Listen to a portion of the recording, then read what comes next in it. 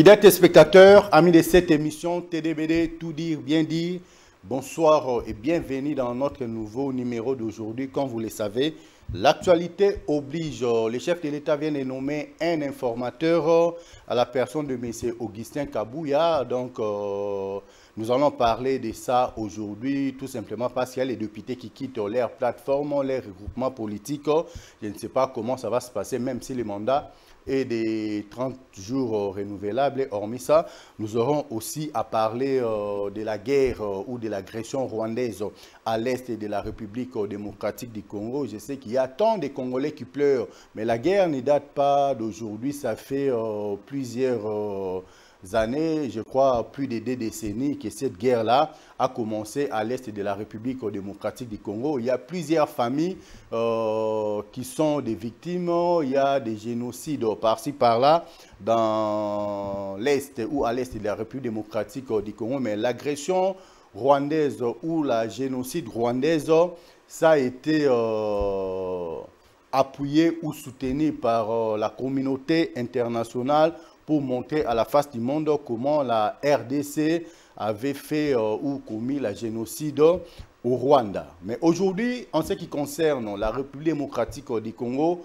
tous les mondes sont restés bouche bée. Il n'y a personne qui parle, il n'y a personne qui hausse les tons pour dire trop c'est trop, ni même chercher des voies et moyens comment faire pour éradiquer l'armée rwandaise hors de la République démocratique du Congo. Il n'y a qu'une seule personne qui a eu le courage de les dénoncer, de les dire à haute voix que trop, c'est trop. Ce qui se passe à l'est de la République démocratique du Congo, c'est inconcevable, c'est invivable et c'est notre président de la République, Félix Antoine Tshisekedi Tshilombo. Aujourd'hui, sur ces beaux plateaux de Congo Bezo Télévision, à travers cette émission que vous aimez tant, TDBD, nous avons l'honneur de recevoir Monsieur Willy Michiki. Mais quand nous recevons une personne pour la toute première fois, on laisse à cette dernière de se présenter pour que nous puissions continuer avec notre émission. Je me retourne déjà vers l'invité. Bonsoir et bienvenue, Monsieur Willy Michiki. Bonsoir, Mika. C'est un plaisir de partager ce très beau plateau,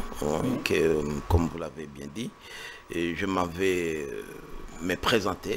Je m'appelle Willy Michiki Bouyini. Je suis enseignant de l'université, je suis président national du parti politique INANA, Union nationale des nationalistes, membre de la conférence de présidents du regroupement politique Action pour l'unité nationale, et acteur politique, et je suis aussi expert des questions sécuritaires de la région des Grands Lacs. Je crois qu'en rapport avec ça, chef coutumier bien sûr, notable de Walikale. Un grand merci à vous, un grand merci également à tous ceux-là qui sont branchés en ce net moment sur Congo Bezo Télévision. Il y a des numéros qui sont affichés là au bas de vos petits écrans. Ces deux numéros-là vont vous permettre à ce que vous puissiez intervenir de votre façon, de votre manière pour que vous puissiez aussi émettre vos points de vue, vos suggestions ainsi que vos réactions. Vous avez suivi la présentation de notre invité, donc c'est une personne qui s'y connaît, c'est pour ça que nous avons préféré qu'il soit notre invité ce soir. Comme vous le savez, très souvent, on a l'habitude de recevoir 2 invités ou 3 invités sur ces plateaux pour que la fête soit totale. Mais aujourd'hui, la situation sécuritaire à l'est de la République démocratique du Congo, nous avons préféré d'être avec M. Willy Michiki sur ces plateaux. Ensemble avec lui, nous aurons tant de choses à nous dire. Nous aurons tant de choses à vous dire, tout simplement parce que vous êtes des Congolais, vous voulez vraiment en savoir plus sur tout ce qui se passe à l'est de notre République. Mais l'actualité oblige. Aujourd'hui, là, le chef de l'État a nommé un informateur. L'informateur, c'est M.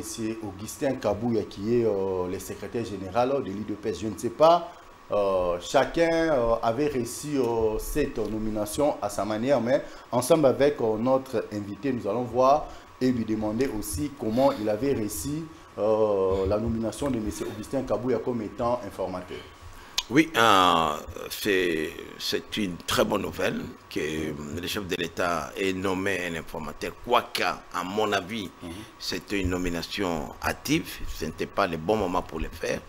D'autant plus que sa mission principale en vertu de l'article 78 de la Constitution, il n'y a pas eu un parti politique ou un regroupement politique qui ait atteint plus de la majorité, c'est-à-dire que 250 députés nationaux plus 1, il fallait recourir à un informateur en vue d'identifier la majorité.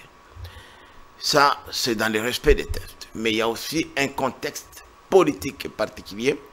C'est qu'aujourd'hui,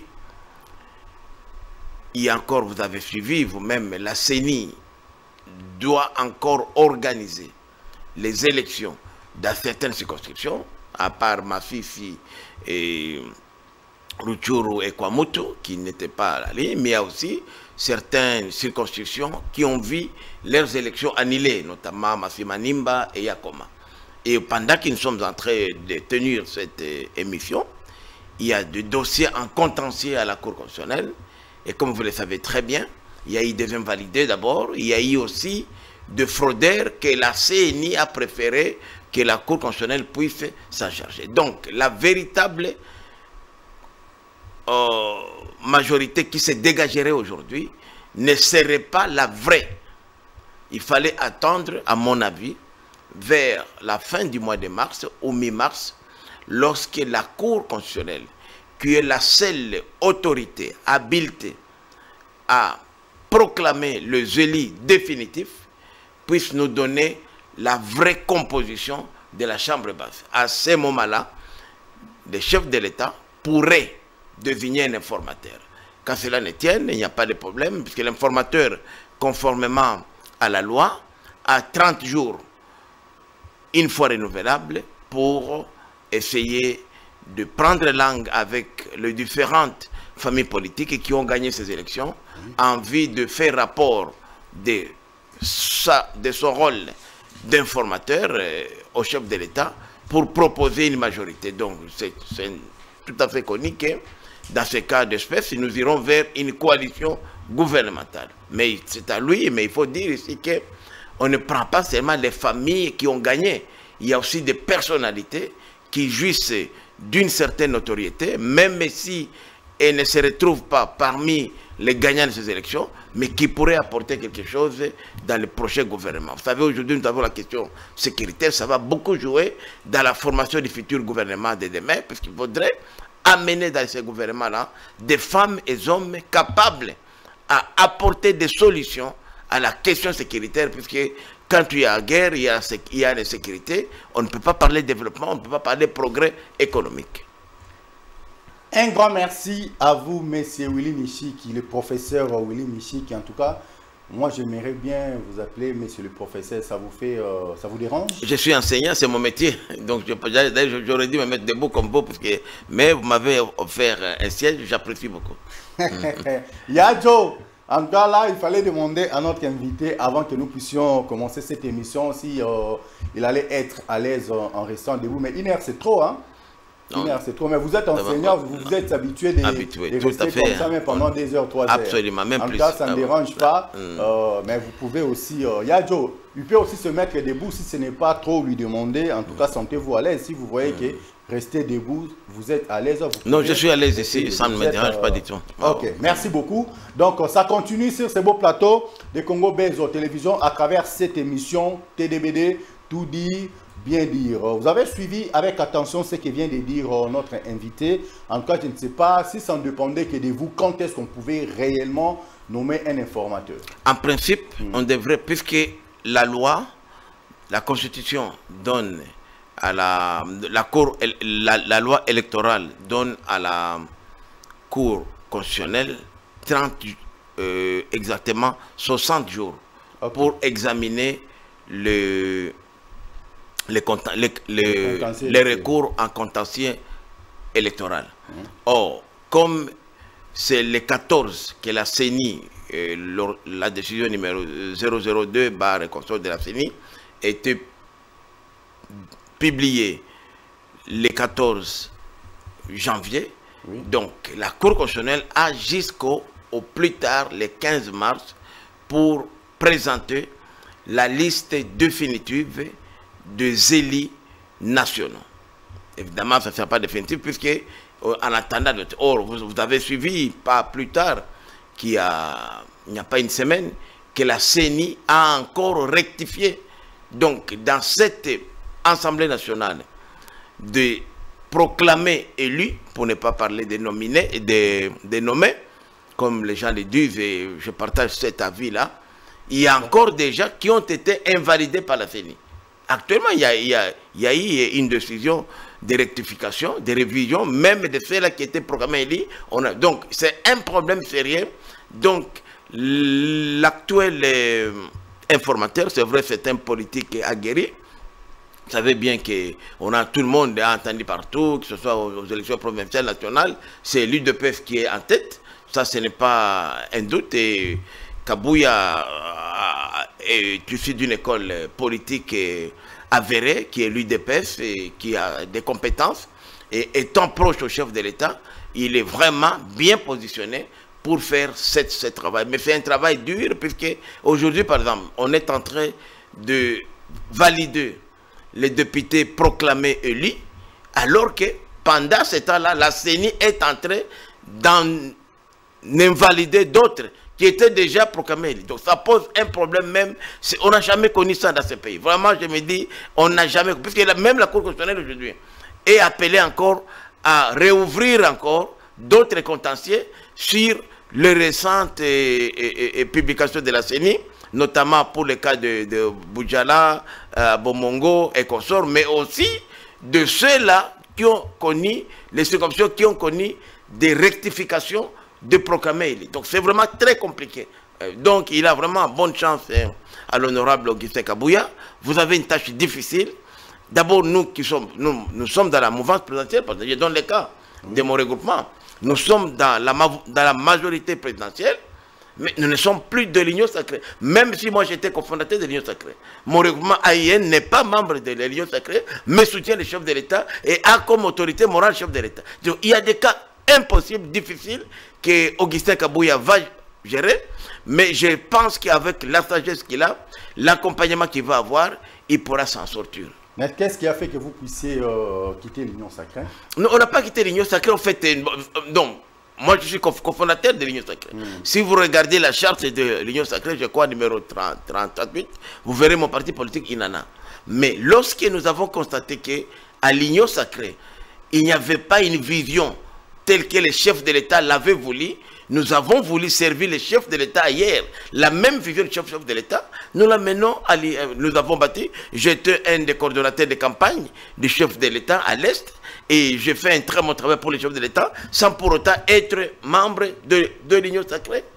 Donc c'est pour que l'opinion comprenne que tous ceux qui soutiennent les chefs de l'État ne sont pas Je prends par exemple le regroupement AAP et Mosaïque de M. Tony Kankushinko, mais n'a jamais été dans l'Union sacrée. Il y en a beaucoup comme ça, parce que les gens croient vivement que tous ceux qui sont les chefs de l'État sont de l'Union sacrée. Pas du tout. C'était quand même un éclaircissement important pour dire aussi, pour mesurer la tâche combien difficile qu'attend notre ami honorable Augustin Kabouya. Mais si aujourd'hui, on arrive à débarquer quelques députés qui ont été nommés, comme vous venez de le dire là, pas élus mais nommés, aujourd'hui, ces députés-là sont débarqués de l'Assemblée nationale et que ceux qui étaient en dehors de l'hémicycle doivent maintenant siéger à leur place. Qu'est-ce qu'on peut faire là-dessus? Mais c'est comme ça que moi je dis ça va être compliqué. Ça va être compliqué puisque aujourd'hui, seule la Cour constitutionnelle a la compétence exclusive de publier la liste définitive de sénateurs et députés nationaux. C'est la Constitution, c'est la loi. Comme aussi c'est la seule habileté à proclamer le président de la République. Donc aujourd'hui, identifier une majorité avant que la Cour, c'est comme si on mettait, la Cour constitutionnelle n'ait terminé son travail de contentieux, c'est comme si on mettait la charrue devant les bœufs.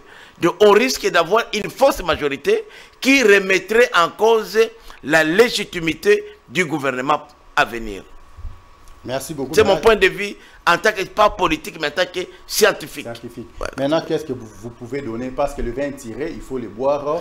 L'informateur est déjà nommé. Qu'est-ce que vous pouvez donner? En tout cas, ce que je propose, c'est que l'informateur prenne, puisque la loi lui donne 30 jours, une fois renouvelable. Et dans 30 jours, à partir d'aujourd'hui, il aura déjà eu l'idée. Puisque d'ici le 15 mars, en principe, la Cour constitutionnelle devrait rendre publique la liste définitive des élus sur les 477 élus présentés par la CENI qui sont aujourd'hui devant la Cour constitutionnelle. Donc, s'il peut attendre, pour moi, jusqu'au 15 mars, même fin du mois de mars, il aurait présenté au chef de l'État une véritable majorité qui reflète la réalité, la volonté des Congolaises et Congolais et qui aurait une certaine légitimité. Merci beaucoup le professeur Willy Michiki. Avant que nous puissions fermer cette parenthèse-là, je voudrais que vous puissiez dire votre dernier mot là-dessus parce qu'il y a des dossiers léopards qui nous attendent. Oui, je voudrais dire que, puisque cette question ici touche éminemment, vous avez fait d'ailleurs allusion à ça, à l'interprétation erronée de l'arrêt 1438 rendu, je crois que si je ne m'en abuse pas, ma mémoire est bonne, le 15 décembre 2020, relative au mandat de députés nationaux. Je voudrais ici dire que c'est vrai, cet arrêt a rendu, les arrêts de la Cour ne sont pas susceptibles de recours, a dit que le mandat des députés n'est pas impératif. Mais si le mandat de député n'est pas impératif, cette disposition-là, cet arrêt-là, ne remet pas en cause la Constitution de la République. La Constitution de la République, à son article 110, stipule que les mandats de député national, comme celui des sénateurs, appartient à son parti politique ou à son regroupement. Lorsque un député national ou un sénateur démissionne délibérément, je dis bien délibérément, de son parti politique ou de son regroupement, il perd des mandats. Si un député de lui-même, il dit, moi je quitte le parti AUN, je vais dans le parti AB, par exemple, c'est un cas que je donne, malheureusement, qui est en train de nous arriver aujourd'hui, ce député-là, puisqu'il a été élu sur les listes de ces regroupements-là, et que c'est de lui-même qu'il quitte, il doit rendre le tablier, laisser le mandat à ce parti-là, à ce regroupement-là. Mais lorsqu'il est révoqué, il est chassé, là c'est différent. Je peux dire en lingala, terre à terre, on peut dire que député Aza Mwana, Yamusalate, Yaparti Nae, na regroupement Nae. C'est ça lorsqu'on dit que le mandat de député n'est pas impératif. Mais lorsque vous-même, vous avez été élu, puisque vous avez été candidat, vous avez bâti campagne, on vous a élu, puisque vous faites partie de tel regroupement, de tel parti politique. Et vous, une fois élu, vous changez. Donc, vous décevez d'abord vos électeurs, qui ont crié à vous, qui ont crié au programme de ce regroupement-là, qui vous a porté comme candidat. Donc, vous devez tirer les conséquences. C'est pourquoi je voudrais ici que l'informateur, l'honorable Kabouya, prenne en compte toutes les dispositions de la loi pour qu'on ne puisse pas lui présenter une fausse majorité, puisqu'aujourd'hui les gens sont en train d'acheter certains députés ayant été élus sur les listes des autres regroupements pour déstabiliser certains leaders politiques. Je pense que l'honorable Kabouya devrait veiller sur ça pour ne pas provoquer une crise, puisque ça risque de provoquer une crise politique grave, puisque les chefs des partis ont beaucoup investi dans leurs candidats, ils ont bâti campagne, et une fois élus, les autres qui n'ont rien fait voudraient les acheter à des billets verts à moins cher. Merci à vous, le professeur Willy Michiki. Un grand merci également à tous ceux-là qui sont en train de nous suivre là. Je dirais seulement aux acheteurs, les députés, quand le président de leur regroupement politique dépensait pour que ces derniers soient élus députés nationaux, députés provinciaux. Vous n'étiez pas là. Il fallait seulement qu'en ce moment-là, que vous puissiez faire sortir les billets verts comme vous en avez autant. Ça allait faire du bien au lieu de créer des guerres inutiles au sein de la grande famille politique qui est tout autour du chef de l'État. Je crois que en ce qui concerne l'informateur, le sujet est clos. Aujourd'hui, là, à 21 h, heure de Kinshasa, le léopard de la République démocratique du Congo va défendre la couleur nationale, va défendre les drapeaux nationaux. Je ne sais pas, le professeur Willy Michiki, vous êtes congolais, vous aimez le foot? Oui, je suis d'abord un dirigeant sportif. Oui. Je suis membre de la FIFA. Hein, okay. Et je suis président du conseil d'administration de la meilleure équipe de football du Nord Kivu, à l'occurrence l'AS Kabasha, dont je suis le président du conseil d'administration. Donc je suis un sportif et je soutiens les léopards. Je pense que à travers le football, nous pouvons réunir les gens.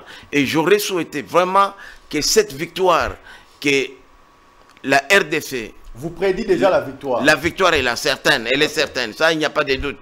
Que cette victoire, nous puissions la transformer en union autour des valeurs de la République. Que cela puisse se rassembler, comme on le fait toujours les Congolais, autour de la question qui se passe aujourd'hui à l'Est, dont je ne voudrais pas anticiper le débat, puisque aujourd'hui, nous devons être tous unis autour des léopards, mais autour de nos frères et sœurs qui aujourd'hui sont en train de mourir de bombes, sont pris en étau, puisque seulement il y a des gens qui envient nos ressources et qui s'imposent en violation de la souveraineté nationale. Un grand merci à vous, le professeur Willy Michiki, un grand dirigeant sportif. Je crois que vous avez tous compris. Moi, personnellement, j'ai été surpris d'apprendre qu'il est le président de la coordination des Kabasha. En tout cas, un grand merci. Voilà, fidèles téléspectateurs, amis de cette grande émission TDBD, tout dire, bien dit. Aujourd'hui, là, c'est aujourd'hui, comme les Congolais aiment bien le dire, Léonjo, Léo, Lélonde, Lélo. En tout cas, je ne sais pas si vous pouvez déjà donner votre pronostic pour ce soir. Ça sera combien? Bon, je pense que je ne vais pas être vraiment trop gourmand. Je pense qu'une différence de 1 but ferait notre affaire. Ça peut être d'un 1, ça peut être 1-0, mais je vois la RDC gagner avec une différence de 1 but. Là, je sens que je suis vraiment en face d'un dirigeant politique parce que, en tout cas, nous nous connaissons entre nous. Un grand merci à vous. Un grand merci également à Yadjo, Jordi Kalonda. Kalonda, Jordi, maintenant là, c'est très grave. Quand je dis que c'est très grave, parce que nous sommes obligés d'entrer dans le vif des sujets qui est l'insécurité à l'est de la République démocratique du Congo, l'agression rwandaise. Qu'en est-il avec ce qui se passe à l'est de la République démocratique du Congo? Je ne sais pas. Avant que nous puissions entrer dans le vif des sujets, je voulais que le professeur Willy Michiki puisse dire un mot pour nos frères et sœurs qui sont à l'est de la République. D'abord, je suis moi-même de là et je vous dis ce qui se passe au moment où nous tenons cette émission dans le Nord Kivu, particulièrement dans la ville de Goma et périphérie, est inacceptable. Inacceptable. On ne peut pas comprendre comment des belligérants peuvent larguer de bombes sur des populations civiles. Au vu et su de la communauté internationale, il n'y a aucune... Au moment où je vous parle, avant d'arriver sur ce plateau, plusieurs dizaines de nos compatriotes sont tombés par des bombes larguées cet après-midi dans la ville de Saki, à 27 km de Goma. Pas plus tard qu'hier, une bombe est tombée encore à Mugunga, qui a fait des dégâts matériels graves. Et je n'attends aucune condamnation. C'est la complicité, les complots contre la RDC. Voilà quand les gens parlaient de balkanisation. Voilà comment. Et on ne peut pas comprendre. La SADC est là. C'est vrai que je dis que je reproche aussi notre gouvernement quelque part, sur tous les commandements de l'armée, qui en désignant certains commandants, ils font ce qu'on appelle en swahili le dogoïsme, kindécoïsme. Ce sont des gens de telles provinces, de telles ethnies, malheureusement, alors que l'armée n'a pas de coloration provinciale ou bien ethnique, alors que nous avons ici de vaillants combattants, ici à Kinshasa, bloqués ici, qui ont fait leurs preuves contre surtout ceux-là qui nous attaquent aujourd'hui. Je cite en l'occurrence le général Kasiki, la moins d'apé que Jamaré, qui vient d'être élevé au rang de général de brigade, merci chef de l'État, après 22 ans où il portait le grade de colonel, full. Kabila avait refusé à la demande des Rwandais de l'élever à un grade supérieur, puisqu'il a tenu la tête aux Rwandais et particulièrement au mouvement tel que, bon, puisque aujourd'hui c'est le M23, mais ils ont commencé depuis longtemps, lorsqu'il était commandant à Rutshuru, okay, dans les Nord Kivu. Donc ces gens-là, ces vaillants-là, en forme, ils viennent d'être dans les opérations militaires à Dungu et dans le Haut-Ouélé. Mais pourquoi on n'envoie pas les gens? Et ils sont nombreux ici. Je peux vous en numérer au moins 10 que si vous les mettez aujourd'hui dans l'avion, ils descendent à Goma, ils prennent le commandement, les choses changent. Le détournement des soldes des militaires, c'est aussi un problème, casse-tête. Et tout ça, je n'ai jamais vu IGF aller au ministère de la Défense, aller à l'état-major général de la Défense, pour savoir si réellement ce qui sort de la Banque centrale, du ministère des Budgets et des Finances, est-ce que cela arrive réellement aux militaires qui le font?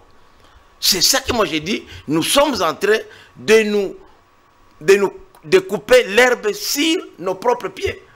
Donc, il y a aussi un problème que nous avons encore dénoncé ici sur d'autres émissions similaires, Mika, concerne la source de financement de ceux-là qui nous agressent. Ce n'est pas possible qu'un petit pays comme le Rwanda, même l'Ouganda ensemble, avec peu de ressources qu'ils ont, qu'ils puissent tenir la tête à une guerre comme ça. Donc, il y a des gens derrière eux. Et je vous dis, j'ai démontré ici, noir et blanc, que nous, la RDC, nous sommes en train de financer cette guerre-là. Par quel moyen? Par notre... Je donne un exemple. Oui. Depuis quelque temps, le M23 a pris en étau pratiquement la ville de Goma, qui est parmi, aujourd'hui, la province du Nord Kivu, je vous informe, fait partie de 5 premières provinces en termes de contribution au budget de l'État, donc en termes de mobilisation des recettes.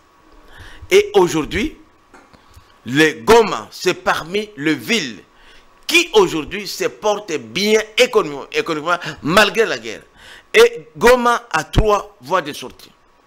La première voie, c'est la voie qu'on appelle qui va vers le nord. Donc aller vers Butembo, Beni, jusqu'à Kisangani. Depuis longtemps, M23 contrôlait Kibumba, Rutshuru. Impossible. Alors tous les camions qui passaient par là, pour atteindre l'Ouganda, puisqu'il y a beaucoup de frontières là-bas, que ce soit Kasindi, que ce soit Bunagana, Ishasha, il faut absolument passer par Rutshuru. Ces véhicules qui passent là-bas payent chaque camion au moins 700 $. Une moto, 7000 francs. Un individu, pour traverser chez vous, vous payez 5000 francs. Vous vous rendez compte combien d'argent?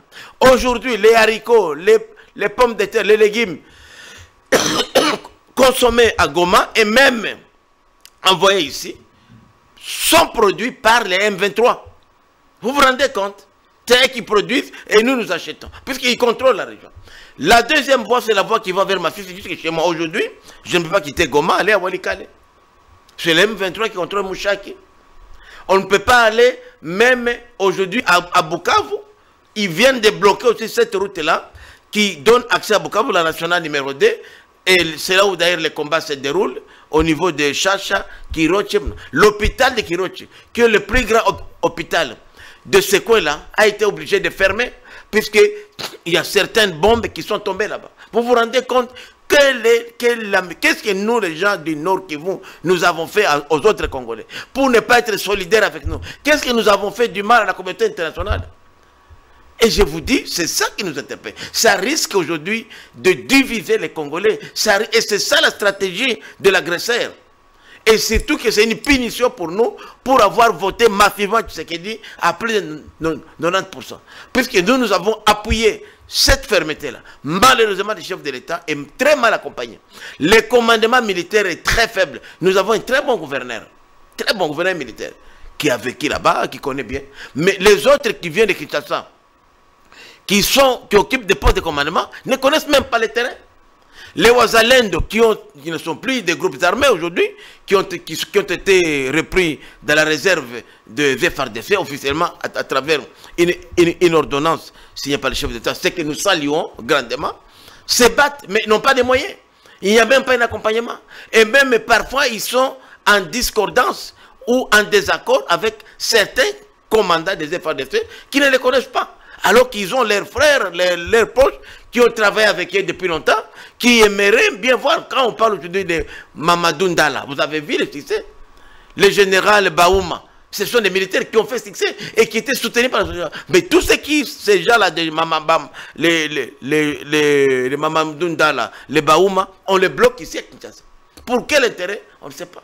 C'est pourquoi nous disons que nous sommes en train quelque part de jouer le jeu de l'ennemi. Le chef de l'État a manifesté sa bonne foi, mais il n'y a pas un commandement, il n'y a pas un accompagnement.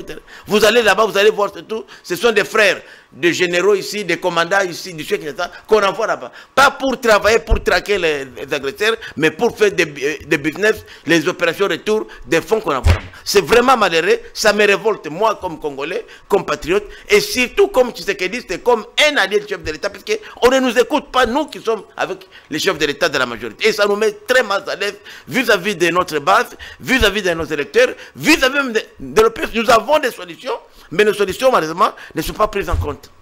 Merci beaucoup des solutions qui ne sont pas prises en compte. Avez-vous déjà eu le temps de demander l'audience auprès du chef pour que vous puissiez en parler de vivre? Le chef de l'État, il est d'abord l'autorité morale de mon regroupement. Oui. Même le chef de l'État aujourd'hui, il connaît. Il ne m'a pas connu aujourd'hui. Il connaît mon engagement pour les questions sécuritaires, la maîtrise que j'ai. J'étais avec lui à l'IDP, ce n'est pas aujourd'hui. Je suis un acteur de premier rang dans les grands, pas les Kivu, les grands Kivu. Rien ne peut se faire aujourd'hui à la minute que je ne sois pas informé. Mais on n'est pas consulté. C'est au chef de l'État de nous consulter. Ce n'est pas à moi de venir, c'est au chef de l'État, il connaît. Je l'ai dit ici, il m'écoute, il connaît. Il a mon numéro, j'ai son numéro de téléphone. C'est à lui de monter les pas. Parce que même si vous voyez le chef d'État, mais son entourage, il y a des hommes, de businessmen là-bas, de businesswomen, comme on peut le dire aussi, des femmes, qui font de l'argent de la question du sang des Congolais. Ils se nourrissent, ils s'enrichissent de sang. C'est malheureux, je l'ai dit, malheureux. Merci beaucoup, c'est malheureux. Mais ici, là, vous venez de citer les noms de quelques généraux qui sont encore bloqués ici à Kinshasa. Pensez-vous que si ces derniers-là sont nommés au poste des commandements là-bas à l'est de la République, ces gens-là peuvent amener la paix à l'est de la République? Nous avons fait des propositions. Nous leur avons dit, comme membres de la mouvance présidentielle, nous avons dit, ces gens ici ont été sur ce terrain-là. Ils le maîtrisent bien, même les adversaires, ceux qui nous agressent aujourd'hui. Lorsqu'ils attendent certains noms, ils vont réfléchir 2 fois pour attaquer. Ce sont des gens qui ont fait leurs preuves. Et la plupart sont des gens qui ont été dans les groupes armés, qui ont rejoint les FARDC plus tôt, et même la police, mais qui ont encore aujourd'hui de l'influence. Et quand on attend seulement leur nom annoncé, mais on nous envoie des gens qui viennent, qui ne connaissent absolument rien, qui n'ont jamais été à Goma. Vous vous rendez compte? On est, et pendant ce moment ici, on ne peut pas, c'est comme si aujourd'hui, on a mené au gouvernement des étudiants, des gens qui sont encore sur les bancs de l'école, qui doivent commencer à apprendre à lire qu'est-ce que dit la Constitution, comment... C'est vraiment aucune expérience. Et ça nous défavorise beaucoup. Ça vous défavorise beaucoup? Nous, comme Congolais, comme gouvernement, quoi. Ok, merci beaucoup. Vous comme Congolais, vous comme gouvernement, mais vu tout ce que vous venez de dire là, on peut dire que le Rwanda peut être à mesure aujourd'hui de contrôler facilement la ville de Goma parce qu'ils ne sont plus pas plus loin de la ville. C'est comme ça qu'ils font la stratégie. Venez aujourd'hui, les bombes qui tombent à Goma, qui tombent dans les villes périphériques comme ça qui consortent. Mais ces bombes-là, on ne les largue pas du Rwanda. Ils se moquent de nous. Ils les larguent à partir de Massissi. à partir du Congo chez nous, pour dire que c'est la guerre des Congolais, ce n'est pas leur guerre. Vous voyez comment ils se moquent de nous. Aujourd'hui, vous allez au Rwanda. 700 millions de dollars sur le trafic de véhicules qui traversent le Rwanda pour atteindre le port de Mombasa ou le port de Dar es Salaam. Pour passer par le juste les macadam. Depuis des années, depuis des décennies, nous sommes incapables de construire une route de moins de 150 km, Goma, Bukavu, Uvira. Nous préférons passer par le Rwanda. Faire entrer de l'argent au Rwandais. Incapable, la route d'Ngom, incapable. Vous pouvez comprendre ça. Pour ça, c'est parce qu'il y a des gens qui bénéficient. Il y a des lobbies rwandais qui nous empêchent, nous, à faire cette route-là. Et à utiliser les Rwandais passage pour atteindre. Vous quittez Goma, Bukavu, vous allez à Uvira au Congo, vous passez par les Rwandais pour arriver à Uvira. Vous vous rendez compte? Alors, tout ça, et c'est comme ça que ça rapporte ce trafic-là, 700 millions de dollars chaque année. Donc, c'est nous qui finançons les Rwandais en donnant ces moyens-là au Congo. Vous avez aujourd'hui le Kenya qui est tombé même, qui est devenu un pays agresseur aussi, puisque le fief de l'Alliance des fleuves Congo, ce n'est pas un secret, c'est au Kenya. Tous les recrutements se font au Kenya aujourd'hui. Nous avons des gens qui nous appellent de là. Ah ouais, Prince, c'est Tikabilo Kuna Félix. Ils nous appellent, ils nous disent, non, vous êtes malade. Moi, à mon âge, je vais aller trahir mon pays. Et ces pays-là, aujourd'hui, contrôlent deux banques importantes de notre pays. La BCDC, Equity, la TMB ont été rachetés par ces pays. Et avec ces deux banques-là, ils ont près de 2 milliards de dollars. Je ne compte pas encore les trafics. 40% des activités portuaires du port de Mombasa, qui rapportent annuellement plus de 25 milliards de dollars. Les 40%, c'est les RDC, en importation comme en exportation. Le pétrole que nous utilisons à l'Est, c'est Eldoret. Ça vient d'Eldoret au Kenya. Vous voyez comment nous finançons ça. L'Ouganda, les trafics, l'or que vous attendez là, l'école, passe par l'Ouganda pour atteindre les ports de Mombasa ou de Dar es Salaam. Et l'Ouganda fait entrer annuellement de 1 milliard à 1 milliard 200 millions de dollars. Est-ce que c'est comme ça que l'Ouganda, même à l'époque, avait même proposé de construire des routes chez nous pour nous attirer à passer là-bas? Ce n'est pas gratuit, c'est puisque nous leur donnons de l'argent. Et c'est cet argent-là qu'ils utilisent pour nous tuer. Vous vous rendez compte la mauvaise politique que nous menons? Pourquoi ne pas faire l'embargo? Pourquoi ne pas faire l'embargo financier de ces banques-là, de ces trafics-là? Empêcher les véhicules chez nous de passer là-bas. Contourner, passer vers des pays voisins, par exemple, proches à nous, comme le Kenya et comme le Burundi, comme la Tanzanie, pour atteindre, par exemple, les ports de Dar es Salaam. C'est ça la politique aussi. Donc nous-mêmes, nous menons de mauvaises politiques au sommet de l'État. Je vous dis, ça c'est une décision du gouvernement de Kinshasa qui doit prendre, dit non, plus question de traverser par le Rwanda. Le Burundi vient de fermer ses frontières avec les Rwandais. Ils ne perdent rien. Pourquoi nous on ne fermerait pas nos frontières avec l'Ouganda? Surtout qu'eux-mêmes, ils sont même chez nous. Qu'est-ce qui manque aujourd'hui que la RDC puisse faire la même chose que l'Ouganda? C'est ce que moi j'ai dit, ce sont des décisions politiques importantes qu'il faut. Il faut une bonne diplomatie. Il faut comprendre, parce que nous croyons qu'ici à Kinshasa, non. Est-ce que les gens accepteraient de mourir ou d'être privés même d'être traversés par les Rwandais? Aujourd'hui, vous savez ce qui se fait? Quelqu'un qui est à Goma pour aller à Butembo, dans la même province, ou à Beni, il passe par les Rwandais. C'est sécurisé. On vous accompagne de bus.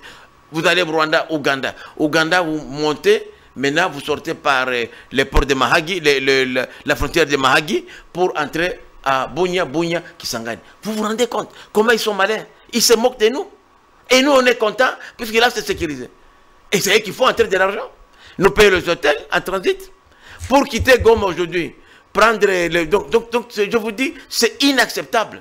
L'État, le gouvernement doit voir tout. Et c'est à nous, en tant que notables, de dire au gouvernement, non. Vous savez, Mozito, il est de l'opposition, mais j'ai sali, il était en avance. Lorsqu'il avait parlé de la possibilité d'ériger un mur entre nous et les Rwandais, il avait raison. Aujourd'hui, s'il y avait mur, ces gens-là n'entreraient pas facilement chez nous. Aujourd'hui, ils sont là. On ne contrôle pas, on ne sait pas ce qui se passe à Massissi, ce qui se passe à Rutshuru. Et nous avons aujourd'hui Walikale chez moi. Walikale a la superficie comme le Rwanda, 24 500 km². Nous avons une base militaire à Walikale. Et on est incapable, depuis que la guerre a commencé, d'arranger même l'aérodrome de Walikale où les secours atterriraient pour appuyer nos troupes qui sont en train de combattre à Massissi. Impossible d'arranger même cette route-là. Vous voyez que c'est une mauvaise, très mauvaise politique. Quelle approche nous avons? Et parce que nous c'est vrai, nous sommes dans la majorité présidentielle, mais nous ne sommes pas des décideurs. Mais si nous ne sommes pas des décideurs, mais qu'on nous écoute au moins. Nous sommes de là, nous connaissons les milliers.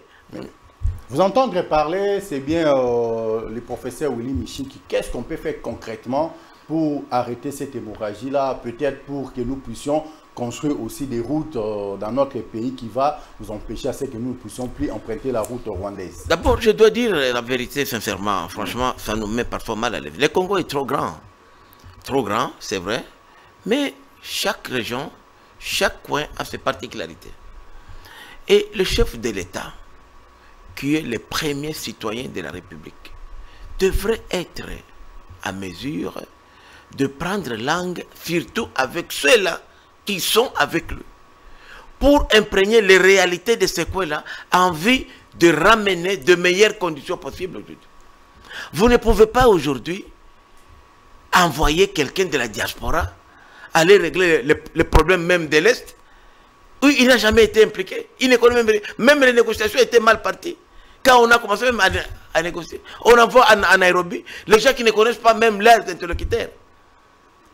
Et ils négocient très mal, puisque pour savoir quelqu'un, il y a des techniques de négociation à diplomatie. On étudie d'abord, vous avez le background de votre adversaire. Qu'est-ce qu'il aime? Il aime le champagne, il aime les femmes, il aime ceci. Vous le séduisez déjà. Pour qu'à l'issue des négociations, vous puissiez... Mais on envoie là-bas des gens qui ne connaissent même pas la langue de Swahili même. Qui ne savent même pas communiquer. Et le résultat est ce que nous connaissons aujourd'hui, la guerre. C'est pourquoi je dis que nous devons être, même s'il faut utiliser quelqu'un de l'opposition, je dis bien de l'opposition, si cela peut ramener quelque chose au pays, il faut le faire. C'est pourquoi moi je suis partisan de dire que les futurs gouvernements, puisque les chefs de l'État ont été votés même par les membres, chez nous en tout cas au Nord Kivu, l'opposition a voté Tshisekedi. J'étais conseiller de campagne. Alors c'est pourquoi moi j'ai dit que les chefs de l'État, quand il mettra en place le gouvernement, qu'il puisse penser aussi à l'opposition. Puisque le pays a été déchiré à un moment donné, il faut repenser. Et c'est pourquoi, si on me demandait aujourd'hui le profil du Premier ministre, j'aimerais que le Premier ministre de demain soit un technocrate. Pas un politique comme Michiki, comme moi. Voilà, Michiki, il est intendant. Quelqu'un qui peut rassembler, qui peut encore être en mesure de réconcilier les Congolais avec lui-même, qui peut repenser, penser ces plaies-là, qui saignent encore jusqu'à aujourd'hui. Et c'est ça, parce que tout ça, ça joue. Pourquoi nous sommes agressés? Puisqu'en interne, nous sommes fragilisés, nous sommes divisés. Et l'agresseur profite. Et il faut dire la vérité aujourd'hui, que ceux qui nous agressent là-bas, ce n'est pas seulement les étrangers. Il y a aussi la complicité de nos frères et sœurs, des Congolais. Vous avez vu certains qui ont quitté ici, qui sont allés là-bas, qui ont menacé de venir même d'arriver à Kinshasa. Et une ville comme Goma, une ville stratégique comme Goma, si Goma tombait demain, ça va avoir un impact. Même sur le plan politique, ça va déstabiliser tout ce pays, je vous dis. Goma n'est pas n'importe quoi. Goma n'est pas n'importe quoi dans ce pays, mon frère. Nous avons des villes, mais il y a des villes avec grand V, il y a des villes avec petit V. Faites attention. Faites attention, ça risque de troubler, de faire revisiter tous les calculs politiques de ce pays. Ne regardons pas Goma là comme une ville à l'est, 2000 km, non. Attention, Mouzé a commencé par là, il est arrivé ici. Tout le monde est passé. Attention, c'est facile. C'est facile. C'est pourquoi j'ai dit, nous devons anticiper. Je sais que les FARDC sont déterminés. Mais c'est le commandement qui pose problème. Le commandement, et je dis que le chef de l'État doit porter ça. Il doit être au-delà des sentiments personnels. J'ai été avec tel et je l'aime bien. Non. Qui peut réellement aujourd'hui défendre la République?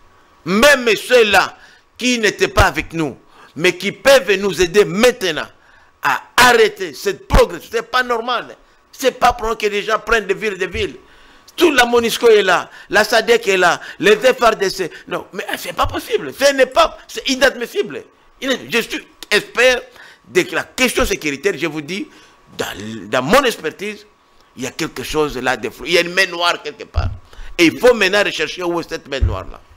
Ah bon, merci le professeur Willy Michi, qui je crois qui est fidèle spectateur, ami de cette émission TDBD. Vous avez tous compris tout ce qu'il vient de dire ici. En cas, lui, c'est un expert à la matière.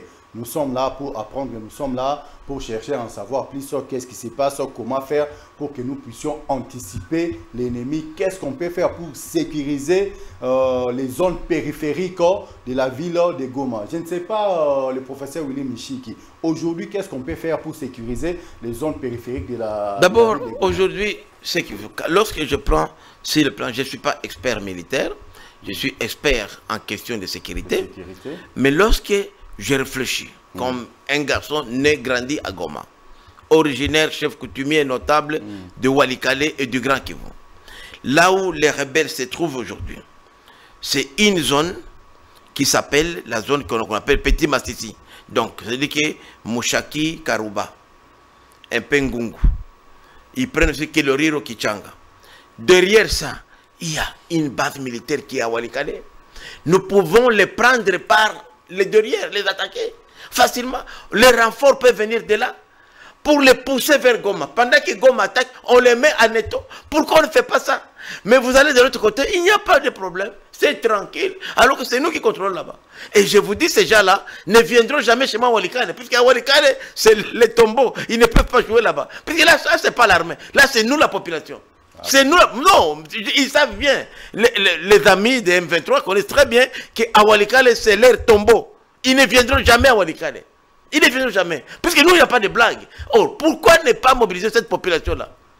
Pour les attaquer par derrière, les mettre en étau? Mais non, c'est pas possible. Moi, quand je vois, je dis, mais est-ce que je rêve, je suis fou? Est-ce que les gens là réfléchissent? Il y a les pas de Walikale est mieux placé et sécurisé 100%. Rien, Walikale est intact. Un grand territoire aussi vaste que le Rwanda. Qu'on peut utiliser aujourd'hui pour faire la contre-offensive. Leur venir par derrière. Et récupérer, comme ça, on attaque par contre. Mais c'est eux qui avancent. Et derrière là, il n'y a rien. Alors moi je me dis, est-ce que je ne suis pas militaire? Mais je dis, mais est-ce qu'il faut aller à l'école militaire pour savoir qu'un adversaire, on peut l'attraper par derrière? C'est ça, je dis, il y a une main noire quelque part. Une main noire que peut-être tôt ou tard, on saura, on découvrira. Puis ce n'est pas possible qu'on ne puisse pas utiliser la base arrière de Walikale, où il y a des gens, des vaillants comme moi, qui sont capables de terminer cette guerre-là en éclat d'œil comme ça. Mais on nous abandonne, on laisse comme ça. Et la base militaire est là, intacte. Intacte. À Biro, dirigé par un général. Il y a un général Katangé qui est là. Et c'est ça qui est le problème. Chez nous aussi, les gens aussi boudent. Ils disent pourquoi, dans la plupart des commandements chez nous, on voit qu'il y a des Katangés. Ça aussi, c'est un problème. Il faut le dire au chef de l'État. On voit que la katangisation de l'armée au Nord Kivu, ça aussi, ça gêne. Et aux gens disent, mais pourquoi l'armée? Puisque les chefs MG est Katangé, donc tous les chefs de Katangé. Ça aussi, c'est un problème. Je vous dis, c'est un problème. Il faut que les services de sécurité disent au chef de l'État que les gens boudent aussi. Et ça défavorise. Puisque lorsque les gens, même ceux qui sont au front, ne sont pas convaincus de pourquoi ils meurent, ça pose un problème. Il faut que le chef de l'État imprègne, et c'est à nous de le dire, puisque nous sommes des politiques, nous sommes avec lui, nous ne voulons pas un échec. Puisque c'est là qui viennent aujourd'hui, c'est pour nous massacrer tous. Moi j'ai été condamné comme chef de l'État. La première personne, la première maison à brûler, c'est la mienne. Nous avons investi là-bas. C'est pourquoi nous sommes inquiets. Nous nous disons, est-ce que les autres sont conscients de ce qui va arriver? Non seulement pour nous, mais ça c'est si Goma tombait demain. Je vous dis que Goma aujourd'hui, la MONUSCO est là, c'est le siège de la MONUSCO, la SADC est là avec 9000 hommes, 3000 Tanzaniens qui sont dans la force terrestre, qu'on ne veut pas larguer au front, 3000 Malawites qui s'occupent de la logistique, qui ne font rien, qui sont dans les hôtels, après de boire le champagne, 3000 Sud-Africains. L'aviation sud-africaine n'est même pas là, n'est pas opérationnelle. Alors, moi, je me dis, mais quelle coordination, mon Dieu? Quelle coordination? Est-ce que vraiment il faut être un chef militaire et avoir été dans une école de guerre pour avoir même ces petites notions de technique de guerre? Alors, en tout cas, moi, si on me nomme aujourd'hui commandant, je vous dis que cette guerre-là, je la finirai dans un mois. avec seulement les notions que j'ai aujourd'hui. Et la discipline. Un mois seulement. Un mois, j'ai fini la guerre. Un mois, vous finissez la guerre, mais vu tout ce que vous venez de dire ici, vous ne pouvez pas vous réunir entre vous, les notables des Goma ou des grands Kivu là-bas, pour que vous puissiez faire un mémo et apporter ça au chef de l'État. Les mémos ont déjà été, plusieurs mémos ont déjà été déposés, M. Mika. Le problème n'est pas à ce niveau-là, mais le problème c'est au niveau de la confiance, pour écouter les gens qui sont sur le terrain. Moi, je vous dis, à chaque heure, je suis au courant par la population de ce qui se passe.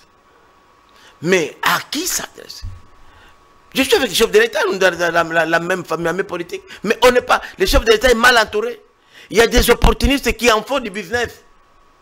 Vous allez aujourd'hui vous envoyer un commandant militaire au front. Mais lui, il est où? Pendant que la guerre est là, lui, il est dans des hôtels de luxe. Champagne, luxe. Alors, c'est quel militaire?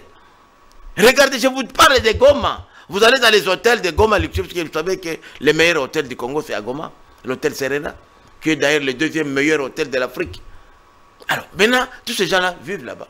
On a même des gens qui sont venus soi-disant nous aider. Moi, je vous dis, je suis dépassé. Et je dis, si c'est la volonté de Dieu, on va l'accepter. Mais moi, je suis convaincu que s'il y a la volonté politique, puisque l'armée n'est pas au-dessus de l'autorité politique, la constitution est claire, l'armée est sous l'autorité politique. Que les politiques s'activent, qu'ils prennent l'armée en étau pour que l'armée fasse son devoir et les choses marcheraient.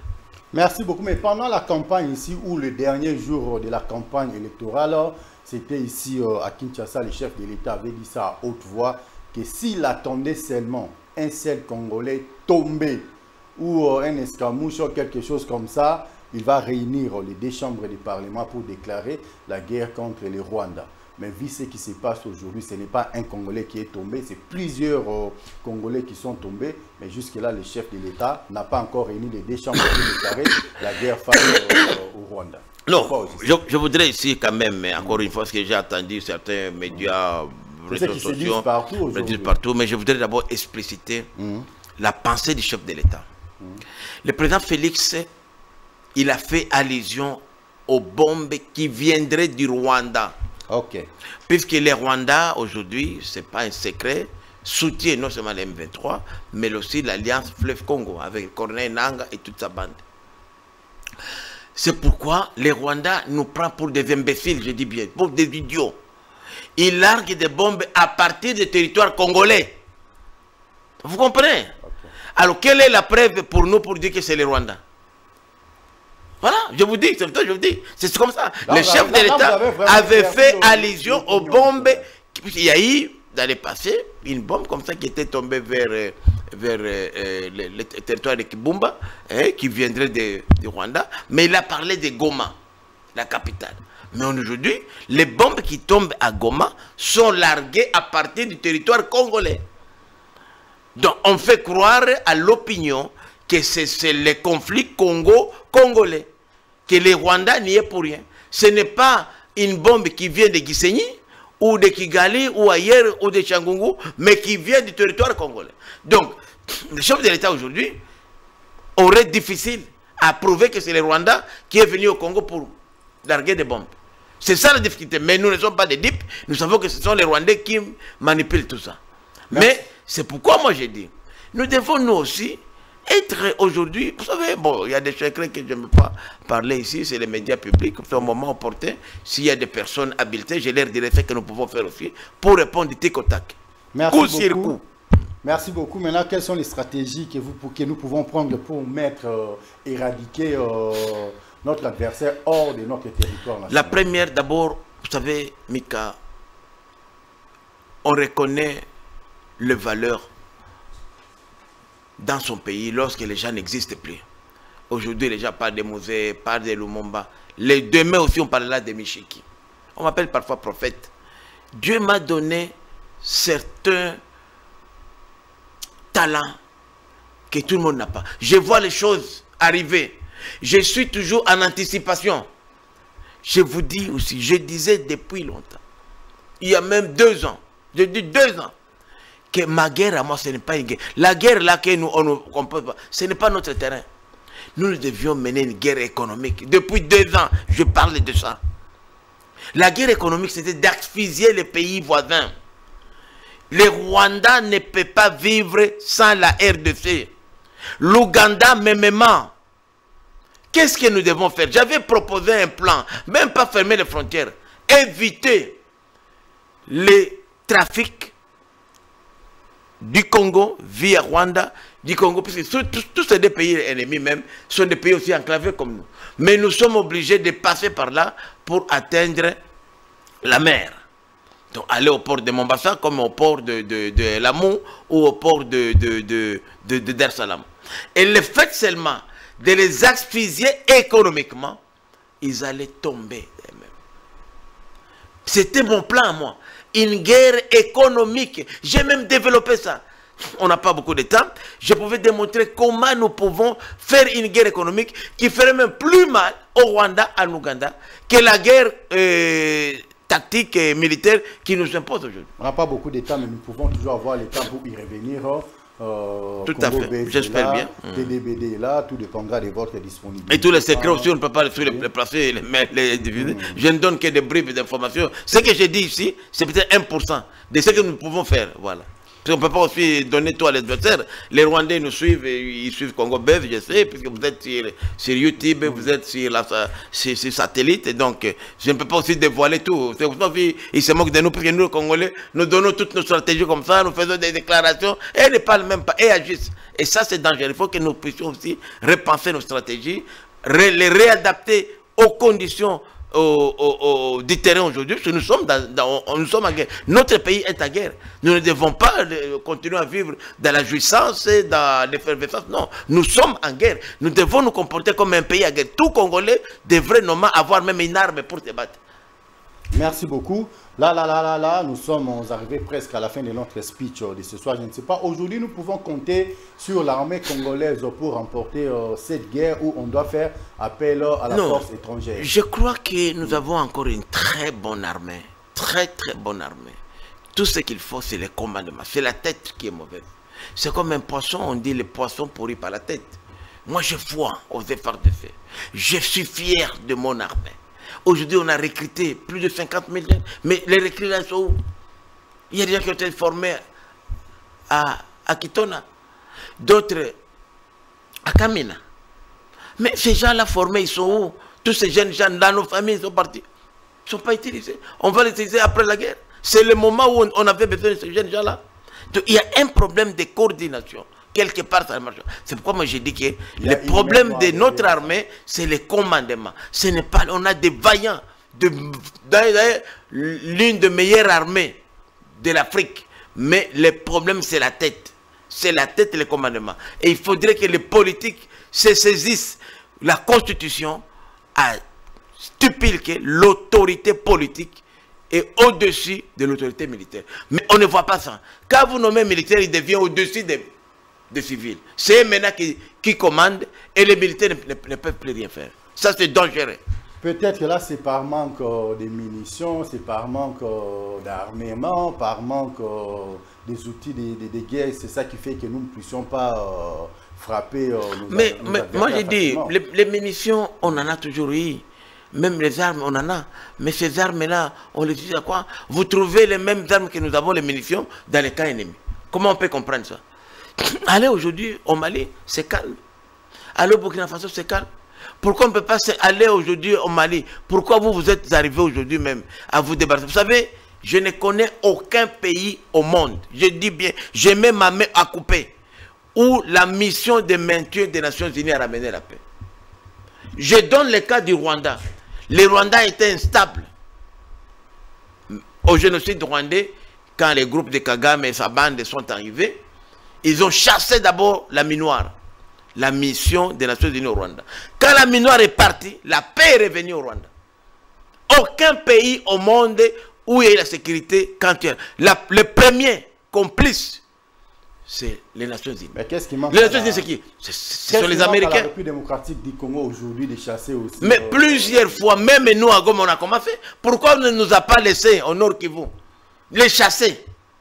Il y a des gens même qui ont été tués pour s'être opposés à cette mission-là.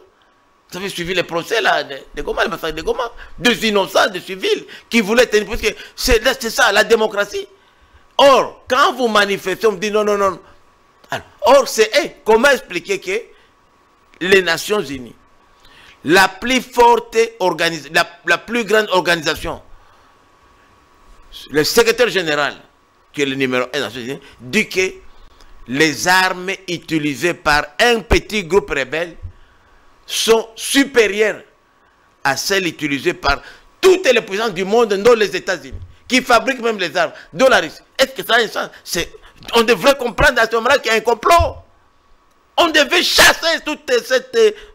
Je ne peux pas les appeler pour qu'on ne me dise pas que j'ai commis une infraction, mais je dis que c'est inadmissible. Même ça, on a dit toujours, le chef de l'État plusieurs fois, il est monté à la tribune des Nations Unies pour demander pourquoi il ne partait pas. Mais il fallait laisser la population s'en occuper. C'est ça aussi la démocratie. S'ils sont ici pour nous et nous ne voulons pas d'eux, on ne va pas nous imposer. C'est ça le problème. La première source d'instabilité de notre pays s'appelle MONUSCO. Merci beaucoup, le professeur Willy Michiki, fidèle spectateur, ami de cette émission TDBD, tout dit et bien dit. Aujourd'hui, là, c'était un peu différent parce qu'on a eu à parler de la guerre qui nous est imposée à l'est de la République. On a parlé également de la nomination d'un informateur, à l'occurrence de M. Augustin Kabouya. Et comme le Léopard va jouer d'ici là à 21 h, nous avons eu également à parler aussi des Léopards de la République démocratique du Congo. Le professeur Willy Michiki, je vous laisse 2 minutes 30 secondes pour les noms. Certes, quand vous quittez votre bureau pour venir ici avec des questions là qui dérangeaient votre tête, vous vous disiez peut-être que non, mais c'est Mika Ilunga allait me poser cette question et j'allais répondre de cette manière ou de la sorte. Je ne suis pas Dieu, certes. Qu'est-ce que je devrais vous demander ou vous poser comme question que je n'ai pas pu vous poser ce soir? Non, en tout cas, on a quand même ramassé la plupart des questions. Oui. Je voudrais seulement revenir sur ce qui se passe aujourd'hui au Nord Kivu et particulièrement dans la ville de Goma. Ça devrait interpeller tout Congolais. Ça fait la honte de nous, pas les gouvernements, nous Congolais, que nous menions ici une vie normale à Kinshasa. Nous fêtons, nous nous réjouissons, comme si rien ne se passe chez nous. Nous devons avoir une attitude de gens révoltés. Parce que la pression doit venir d'ici, pas même des Goma, parce que les gens de Goma ne peuvent plus rien faire. Ils sont en train de mourir comme des chiens. C'est nous ici qui devrions nous battre pour montrer notre attitude des gouvernements. On voit des ministres fêtés, des gens de champagne, les gens se réjouissent, c'est bien, on veut que notre équipe, je salue même, parce que j'ai appris que les Léopards aujourd'hui, chaque joueur va porter un petit fanneau pour exprimer la douleur qu'il ressent par rapport à ce qui se passe à l'Est. C'est une façon de dénoncer devant la communauté internationale. Ce qui se passe chez nous, c'est inadmissible. Bien sûr, c'est la compétition internationale. C'est la MONUSCO. Et la même MONUSCO est soutenue par notre gouvernement. La RDC ne pouvait pas aller derrière la Russie, demander à la Russie de venir. Mais c'est ce que quand je dis qu'aller voir, nous devrions, nous, aller au Mali aujourd'hui, aller au Burkina Faso, aller même l'autre, le nouveau pays, donc Guinée, savoir comment ces pays-là se comportent. Ces pays ont retrouvé leur indépendance. On ne fait pas la politique pour soi, on fait la politique pour le bien de ses électeurs, le bien de la population. Et nous sommes aujourd'hui malheureux. Est-ce que la voie dans laquelle nous sommes aujourd'hui est-elle bonne? C'est la question que je laisse aux téléspectatrices, aux téléspectateurs qui nous suivent aujourd'hui. Est-ce que nous sommes aujourd'hui conscients nous-mêmes? Est-ce que nous nous aimons? Nous d'abord, la charité bien ordonnée commence par soi-même. Est-ce que nous nous aimons, nous Congolais, avec ce qui se passe à l'Est? N'oubliez pas que ça commence là-bas à Goma, hein? Ça viendra ici à Kinshasa. J'ai dit bien, ça commence. Donc, il faut l'éteindre. Il ne faut pas attendre que ça vienne ici à la porte. Il faut l'éteindre là-bas. Puisque leur objectif, ce n'est pas Goma, c'est Kinshasa. Même 5 ans, même 2 ans. Et moi, j'ai dit, c'est maintenant ou jamais que nous devons le faire. Maintenant. Chacun doit porter cette histoire-là chez lui. Notre comportement au continent. Je ne dis pas ici, attention, je ne dis pas ici qu'il faut faire la haine contre les Rwandais. Non, non, non, non, non, non. Les peuples rwandais, ce sont des peuples frères. Le problème, c'est la mauvaise politique de ces pays-là. Je les cite bien. L'Ouganda, qui est rusé, qui nous prend pour des idiots, il joue avec le feu en prétendant nous aider pour combattre les ADF. La journée, la nuit, ils sont avec les agresseurs. Le Kenya, qui se moque de nous, qui prend nos économies ici pour aller donner à l'Alliance Fleuve Congo, donner aux Rwandais. Nous sommes au courant que les contingents kenyans qui étaient venus ici sont revenus avec les uniformes de M23. Nous sommes au courant de tout ça. Mais on va le dire à qui, mon Dieu? On va le dire à qui? Un grand merci à vous, monsieur Willy Michiki. Un grand merci également à la grande équipe technique des Congo Belge Télévision, à tout seigneur, tout honneur, total respect à vous, l'intelligence et la sagesse de la presse africaine, maître Christian Bossembe. Pourquoi pas à notre DG Jérémy Maïka du béton armé blindé lourdement chargé, autrement dit Jérémy Solution, Jérémy Fondation. Un grand merci à vous, un grand merci également à notre DT Homo Fortiso Elikia. Nous avons été à l'honneur aujourd'hui de recevoir ce beau plateau de Congo Belge Télévision à travers cette émission TDBD, le prince Willy Michiki, le professeur que vous connaissez très bien. En tout cas, on a fait ce qu'on devrait faire aussi, on avait très bien speeché. Un grand merci. Si vous avez constaté ou remarqué qu'il y avait peut-être des imperfections, appelez-nous, écrivez-nous pour que nous puissions être au courant de ça. Mais je tiens seulement à vous dire que l'œuvre humaine n'a jamais été parfaite. Il n'y a que Dieu seul qui est parfait, mais on doit toujours chercher des voies et moyens comment faire pour que nous puissions encore perfectionner davantage notre travail. Un grand merci à vous, un grand merci à toi, Yadjo Jordi Kalunda Jordi. On se retrouve déjà demain pour un nouveau numéro, mais en passant, je salue la grande équipe qui accompagne les boss. Là, je vois le commandant Target, je te salue, pourquoi pas à toi, commandant Target, autrement dit commandant Lyon. Et je vois aussi également Chris Labisokoda, pourquoi pas, Volant d'Or, je salue cette grande équipe-là. On se retrouve déjà demain pour un nouveau numéro. Quant à moi, je vous dis bye bye. Restez toujours branchés sur Congo Belge Télévision. Un grand merci à vous. Un grand merci également à vous, monsieur Willy Michiki. Merci pour l'invitation. Merci. Bye bye. À demain pour un nouveau numéro.